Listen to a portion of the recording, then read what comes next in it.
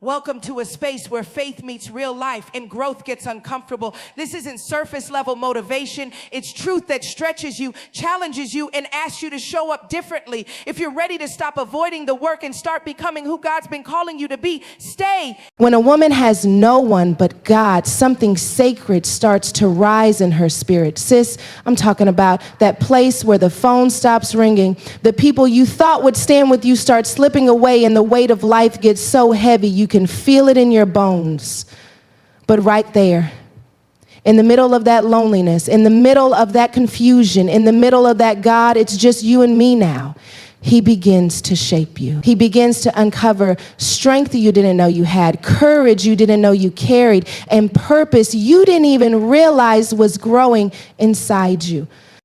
Because when a woman has no one but God, she becomes a threat to everything that tried to break her. She becomes a walking testimony, a miracle in motion.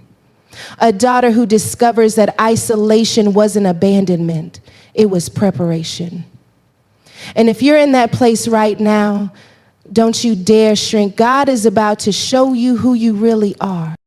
When God allows a woman to step into a season where it feels like every voice around her goes silent, it can feel like the most uncomfortable place she has ever been in. It's where the familiar support systems stop functioning, where the people she leaned on seem unavailable, and where the circle she once found safety in suddenly feels empty. It's a kind of isolation that doesn't just happen around her, it happens inside her. It's the moment she realizes she can't outrun the heaviness anymore. She can't hide behind her busy schedule, and she can't mask her wounds with a smile that no longer stretches wide enough to cover the truth. And it is right there in that uncomfortable stillness that God begins to peel back the layers she forgot were even there. He starts touching the pieces she tried to bury, the pieces she never told anyone about, the pieces she hoped would fade on their own. But instead of fading, they followed her, whispering reminders of broken moments and unanswered questions. And yet, God doesn't expose those pieces to shame her. He exposes them to heal her. He isolates her not to punish her, but to reveal her. Because there are some things he cannot show her until everyone else steps back. That's the part we don't talk about often, the revelation that comes only through isolation. When a woman has no one but God, she starts hearing him more clearly. Not because he wasn't speaking before, but because now the noise is gone. The expectations, the comparisons, the opinions, the pressure, they all start fading away. And in that quiet, God begins to speak identity into her. Not the identity the world gave her, not the one shaped by trauma or rejection, not the one formed through broken relationships or failed seasons. He speaks to the version of her that he dreamed about before she took her first breath. The version that is strong, bold, wise, discerning, and deeply rooted in who she is. The version that knows she is chosen even when people walk away. The version that knows she is loved even when no one affirms her. The version that knows she is protected even when she feels vulnerable. God starts redefining her from the inside out. But it doesn't always feel like a holy transformation at first. Sometimes it feels like loss. It feels like grief. It feels like God has stripped everything away. You start questioning your value because the people who once applauded you aren't clapping anymore. You question your voice because no one is listening the way they used to. You question your place because the rooms you were once invited into are now closed off. And in that confusion, the enemy tries to whisper that you've been forgotten, abandoned, overlooked, left behind. But what he doesn't want you to realize is that God has removed distractions so you can finally see yourself. The woman you are without applause, the woman you are without validation, the woman you are without support, the woman you are when it's only you and God. Because that woman, stripped, raw, honest, is the woman he can build upon. There's a version of you that can only emerge when no one else is influencing it. God knows that if he told you who you are in a room full of voices, you might dismiss it. You might think you misheard him. You might think someone else is more qualified, more gifted, more deserving. So he waits until you are alone. He waits until your spirit is quiet enough to receive him. He waits until the opinions that once swayed you no longer have authority. And then he begins to speak identity into your bones. He speaks to the strength you forgot you had. He speaks to the courage you didn't know was forming. He speaks to the resilience that's been growing in the background of your battles. He speaks to the calling that has been knocking at the door of your heart. He speaks to the woman he knows you are capable of becoming. And as he speaks, something begins to shift. You begin to see that isolation wasn't the absence of support. It was the presence of God. It wasn't punishment. It was positioning. It wasn't rejection. It was redirection. It wasn't abandonment. It was alignment. God begins showing you that he has been preparing you for a version of your life that requires a stronger, clearer, more grounded version of you. A version that can be shaped by the opinions of others. A version that can be manipulated by expectations.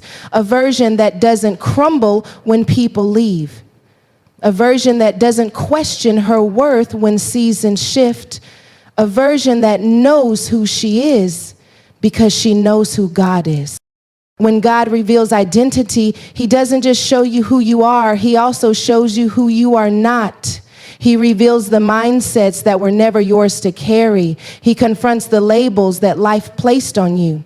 He removes the masks you wore to survive. He uproots the insecurities you nurtured for years. He challenges the beliefs that kept you small, and he does it gently, intentionally, purposefully, because he knows that if you are going to step into what he has called you to, you cannot walk into it wearing the false identities that were placed on you by broken people, painful seasons, or unhealed wounds. God begins taking off layers you didn't even realize were suffocating you. Isolation becomes a mirror. It shows you what you've ignored. It shows you what needs healing. It shows you what needs release. It shows you what needs surrender. And at first that mirror can feel hard to look at, but God does not reveal to condemn, he reveals to transform. He is shaping a woman who will not just survive her story, but own it. A woman who will look back at what tried to break her and recognize it as the classroom where God taught her who she truly is. A woman who will walk differently because she has been rebuilt from the inside out. A woman who no longer needs external affirmation to feel secure. A woman who has met God in a place so deep, so intimate, so personal that no one can talk her out of what she knows. And that's the beauty of this kind of isolation. When you come out of it, you don't come out fragile. You come out focused. You don't come out empty. You come out anchored. You don't come out confused. You come out called. You don't come out seeking people. You come out seeking purpose, because God has done something inside you that cannot be undone. He has settled something in your spirit that cannot be shaken. He has awakened something in your soul that cannot be silenced. He has restored something in your identity that cannot be replaced by anything this world offers. And once you've been in that place with God, truly with him, deeply with him, vulnerably with him, you learn that losing people doesn't mean losing yourself. You learn that standing alone doesn't mean being alone. You learn that being isolated doesn't mean being abandoned. You learn that when God is all you have, you discover who you really are. When a woman enters a season where she must depend on God alone, something deep within her begins to strengthen in ways she could never have predicted. It is not the strength that comes from confidence, applause, or reassurance. It's not the strength that grows when life is easy or when support is abundant. This kind of strength is forged in places where her heart feels stretched thin, where her hands feel empty, where her plans fall apart, and where the only constant she can truly rely on is the presence of God. Divine dependence has a way of stripping life down to its core and revealing what was truly holding her together all along. It wasn't the relationships, the opportunities, the routines, the accomplishments. It was God's unseen hand guiding her even when she didn't realize it. And when everything else fades, she finally begins to recognize that the strength she was looking for outside of herself was actually being developed within her as she leaned on God. Divine dependence doesn't usually start with confidence. It often starts with desperation, a moment where she realizes the people she trusted can't save her, the plans she made can't carry her, and the strategies she learned don't work in the storm she's facing. It's the season where she can't call anyone for the answer. She can't Google her way out of the problem, and she can't hold herself together with willpower alone. She comes to the end of her own ability, and that's where God begins his. This breaking point becomes her turning point, not because she asked for it, but because God allowed life to press her into a place where his strength becomes her survival. Her prayers shift from God, fix this, to God, hold me. Her posture moves from striving to surrender, and in that surrender, divine strength begins to grow roots. This kind of strength isn't loud, it's not showy. It doesn't need validation or visibility. It forms quietly in the background of her tears, her questions, her prayers, and her late night wrestling.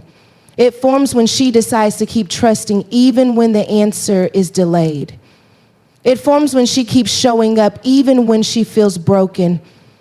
It forms when she chooses faith over fear, even though fear feels easier. It forms when she stops trying to control the outcome and starts trusting the one who already knows it. Bit by bit, she feels something stabilizing inside her, a strength not based on circumstances, but built on God's unwavering presence. And that strength becomes unshakable, not because she's strong, but because the one she depends on cannot be moved. There is a different kind of resilience that grows when a woman stops depending on her own understanding. She starts recognizing that her strength was never meant to be enough. Life was never meant to be carried on her own shoulders.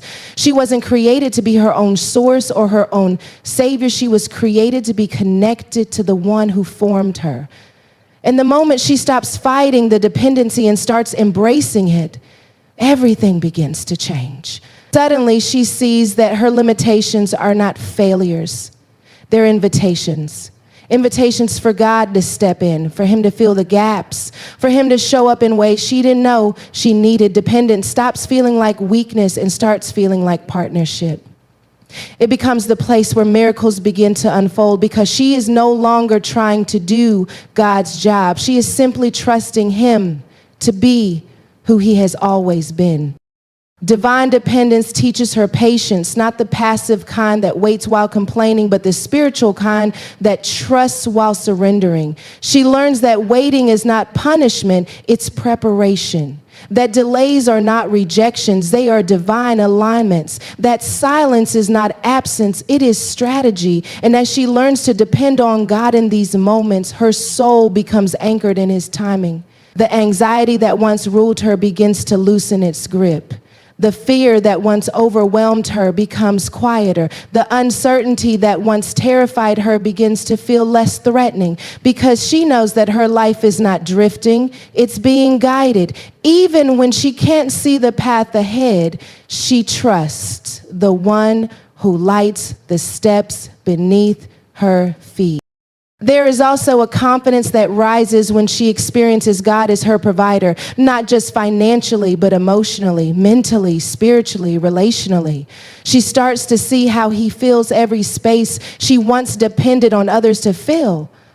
The comfort she used to seek in people, he provides in his presence. The direction she used to find in opinions, he gives in wisdom.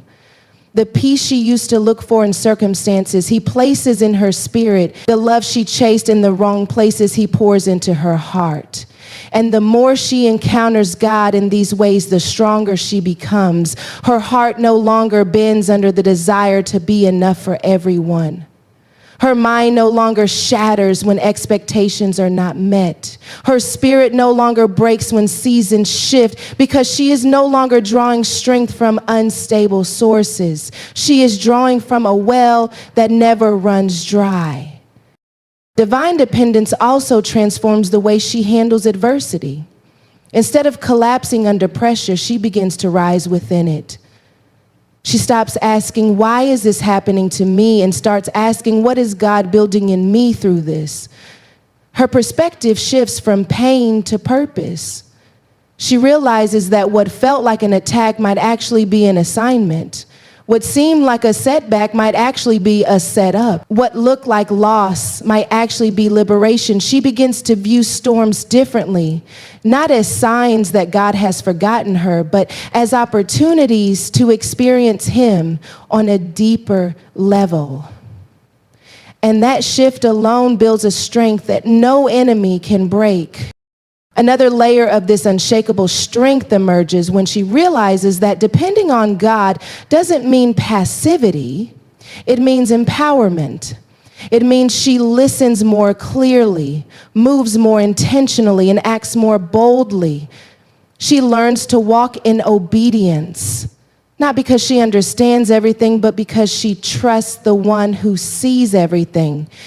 She begins to recognize His voice nudging her, guiding her, redirecting her. And as she follows that voice, she experiences doors opening that she could never force, opportunities forming that she could never orchestrate, and connections aligning in ways she could never structure. She walks with a quiet confidence, not because she has everything figured out, but because she knows who is leading her.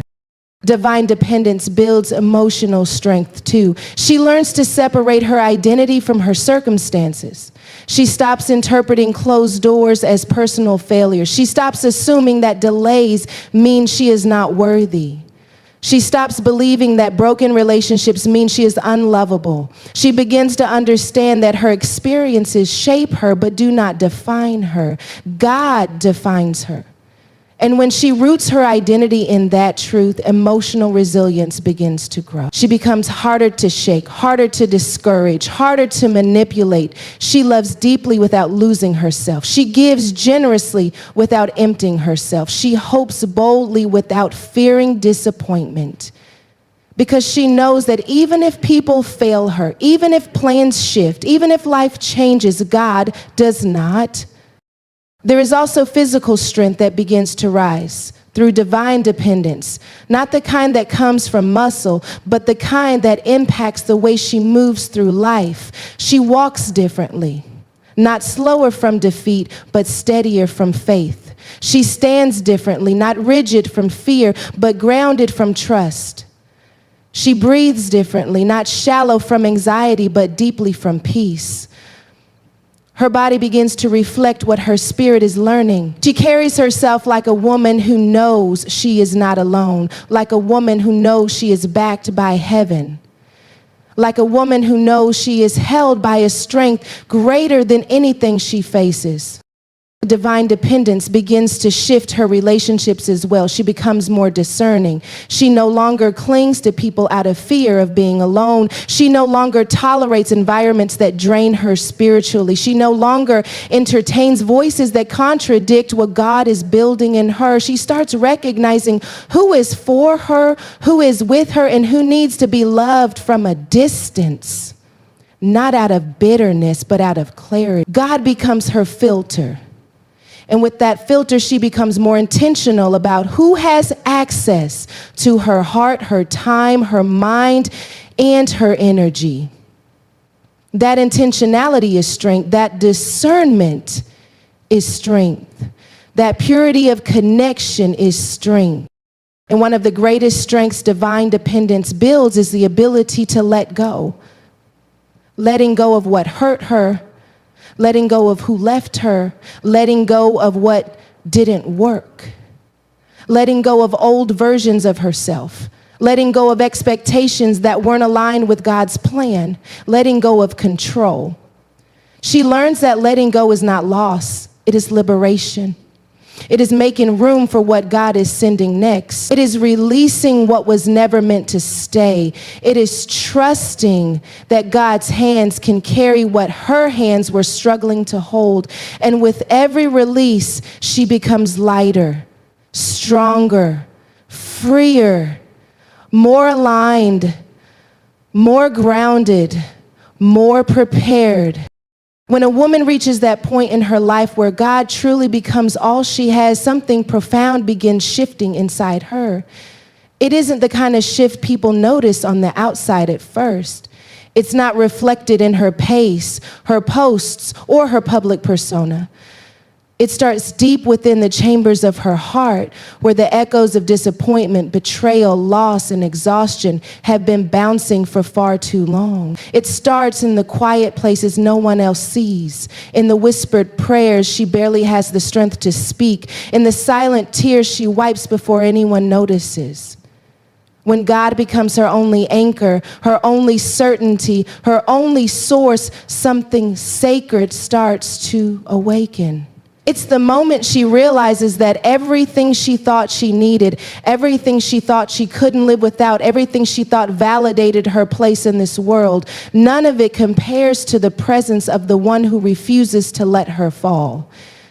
And as she leans into him, not out of habit, but out of necessity, she discovers that purpose becomes impossible to avoid because God begins revealing why her journey has been shaped the way it has. When God is all she has, she begins to see life with a clarity she never had before.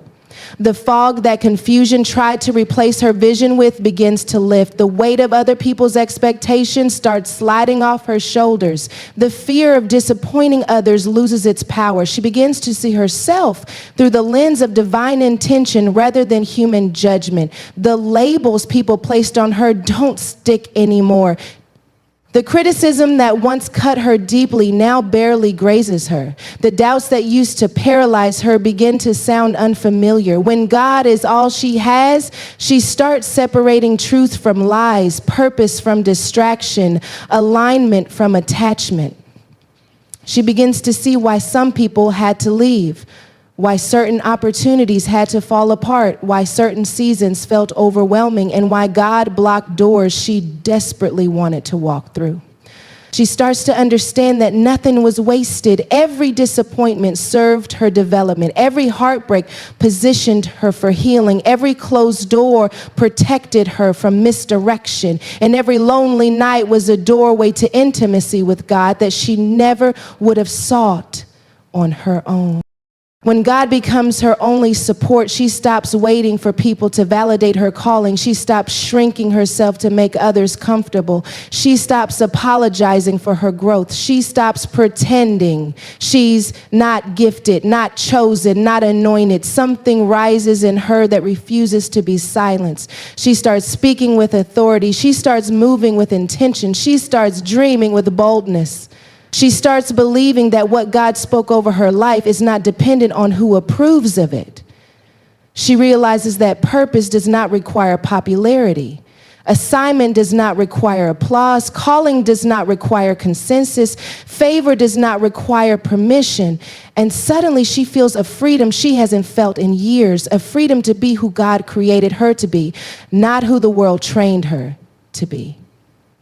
A freedom to step into the fullness of her identity without fear of rejection, because she has learned that rejection is often an indication of redirection. When God is all she has, he begins aligning her steps in ways she could never orchestrate on her own. He connects her with the right people at the right time. He brings resources she didn't even know she needed. He positions her in rooms she could not have access through effort alone. He elevates her in ways no resume could explain. He opens doors that no degree could qualify her for. He shifts narratives that others tried to write about her. He rebuilds what life tried to break. But here's the beautiful part. He doesn't just align her path, he aligns her heart. He situates her desires so they reflect his will. The things she once chased no longer appeal to her. The things she thought she wanted don't satisfy her anymore. Her deepest longing becomes alignment. Her greatest desire becomes pleasing him. And when a woman reaches that level of surrender, purpose becomes unavoidable because she is no longer resisting the direction God has been pointing her toward. When God is all she has, she begins to recognize the difference between what was seasonal and what is sacred. She stops clinging to people who were only meant to walk with her for a portion of her journey. She stops mourning opportunities that were never part of her destiny. She stops replaying moments that kept her bound to her past. She starts understanding that some chapters are meant to close not because she failed, but because she outgrew them. Some relationships end not because she wasn't enough, but because her assignment required separation. Some dreams shift not because God ignored them, but because he is expanding them beyond what she imagined. She starts realizing that she is evolving, and with that evolution comes necessary release. When God becomes all she has, she becomes courageous enough to let go of everything that was limiting her. And that courage is a sign of purpose awakening inside her. When God becomes her only source, she learns the difference between being busy and being purposeful. She stops running after everything and starts focusing on what God has specifically placed in her hands. She begins to discern what is a distraction, what is a detour, and what is destiny. She learns that not every opportunity is from God. Not every yes is meant for her. Not every invitation is aligned with her assignment. And with that discernment, she starts pruning her life with wisdom. She lets go of commitments that drain her. She steps away from environments that shrink her. She releases roles that people try to force her into. She stops explaining why she's changing and simply follows God's leading. She discovers the strength of a focused woman. And a focused woman is dangerous to every plan that tried to stop her, because she is now walking in intentionality, fueled by God, not emotions fueled by people. When God is all she has, she begins to trust her internal shifts more than external opinions. She pays attention to the nudges, the convictions, the whispers, the warnings. She recognizes the difference between peace and pressure. She learns to pause instead of panic. She learns to listen instead of react. She learns that God often speaks quietly, so she must quiet her spirit to hear him. And as she leans into his voice, she becomes more confident in her own. She doesn't need constant reassurance because she has divine clarity.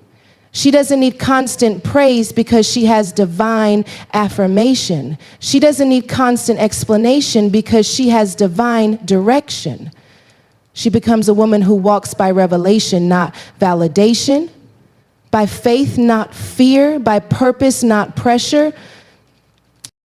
When God becomes her everything, her weaknesses stop feeling like liabilities and start becoming indicators of where his strength can shine the brightest. She stops trying to be superhuman. She stops pretending she has it all together. She stops hiding her struggles. Instead, she brings them to God without shame, because she finally understands that he never expected her to be perfect.